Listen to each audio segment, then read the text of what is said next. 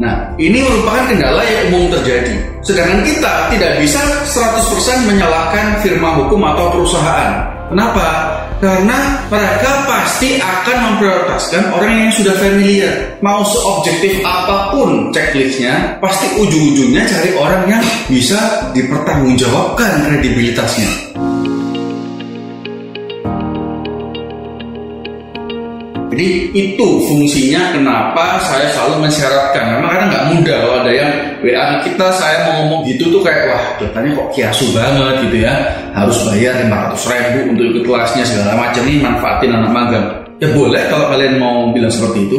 Tapi menurut saya kelas kita nggak mahal. Yang mahal tuh sekolah lu. Sekolah lu pada itu mahal. Kelas kita paling mahal berapa sih? Rekor kita jual kelas paling mahal 2,5 juta online. Itu pun dulu. Sekarang kita udah tekan supaya banyak yang bisa akses ke kenalan sama kita. Sekolah kalian 1 semester dapat 2,5 juta, tapi kalian bisa ikut kan? Nah ini mentalitas lucu. Bagi mereka yang rela bayar uang sekolah demikian mahal, tapi itu dapat kesempatan menggunakan ilmu tersebut di kantor hukum cuma 500.000 aja nggak mau. Jadi mentalitasnya udah nggak cocok sama kita. Gampang kan ya? Kalau kalian masih hitung-hitungan masalah ilmu, berarti mungkin memang bukan di sini tempat kalian. Kalian magang itu mau cari apa? Cari duit. Sorry to say, sopir tanpa bermaksud merendahkan. Untuk dia bisa jadi sopir dan digaji UMR, dia harus memenuhi standar kompetensi tertentu. Apa standar kompetensi seorang supir? SIM. Kalau seorang sopir nggak punya SIM, mau nggak kalian gaji mereka sesuai standar? Kompetensinya aku butuh itu buat nyetir. Nah kamu SIM aja nggak punya, gimana kamu mau kerja minta atau menuntut gaji standar ketika kompetensimu aja nggak event standar? Sama kayak kalian. Kalian kira untuk kerja di sebuah kantor hukum, untuk berkontribusi lebih, itu standarnya SH? Enggak, kawan-kawan sekalian. Standar bagi kita seorang pengacara atau izin praktek, ini standarnya kita, ini SIM-nya kita. Kalau kalian belum punya ini, lalu menuntut bumi dan langit, nggak salah kah? Siapa yang salah kalau kalian nggak dapat pekerjaan? Kalau caranya seperti itu. Nah, lalu ada argumentasi dari kalian, Pak, gimana caranya mau menghidupi keluarga segala macam kalau untuk magang aja kita nggak dibayar?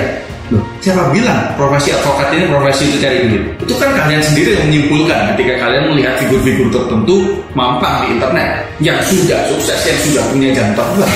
Kamu kira teman-temanmu yang dokter itu nggak lebih susah dari kamu untuk bisa praktek di rumah sakit untuk dapat gaji yang standar aja? Susah nggak? Susah mana sama kalian? Banyak sarjana hukum ini datang dari background yang keliru. Pebisnis mau jadi pengacara. Kalau bisa memahami filosofinya secara benar kayak saya, nggak apa-apa, masalah. Karena sebelum saya masuk sekolah hukum, saya sudah nyempatkan 2 tahun khusus belajar filosofi hukum. Dan saya baru tahu tuh nantinya materi S3. Nah apa yang kalian telah lakukan? Kalian merasa profesi hukum cuma profesi cari uang. Uang itu penting. Kalau nggak penting ya kita gaji aja kalian. Semua yang masuk sini kita gaji aja, kita buang-buang duit. Uang itu penting.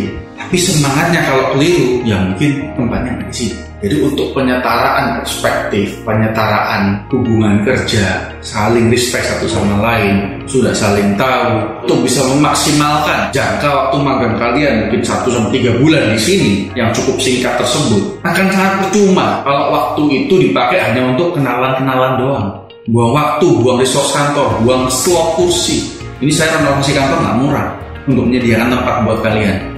Buang-buang slot kalian. Tapi kalau semua itu sudah established di awal, enak. Lanjutannya adalah kalian seperti ikut kelas tambahan, ya kan?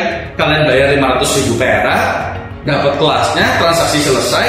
Tapi karena kita saling kenal dari kelas, kita sering tanya jawab, saya sering panggil nama kalian. Kalau bagi kalian yang sudah sering ikut kelas pasti tahu kalau saya dan Pak Anton itu suka ngajak ngobrol gitu ya. Kalian sudah dapat interaksi itu, dikenal oleh kita, berhasil nantinya menang posisi magang. Sisanya tinggal transfer ilmu. Kelas tambahan 30 hari aja kalian udah cuan berapa itu kalau per harinya 500.000. Jadi itu nilai yang ingin saya sampaikan ke kalian supaya kalian tidak salah kaprah. Mungkin banyak dari kalian juga nggak salah kaprah sih, cuma tanya aja sih. Tapi saya aja yang merasa nggak enak. Saya rasa harus ada suatu bentuk penjelasan. Kali-kali aja ada yang sensi ketika ditolak. Sekian itu aja. Semoga penjelasan ini bisa bermanfaat bagi kalian yang ingin melamar di Atsugi atau melamar di law firm lain. Sama kayak cari jodoh lah.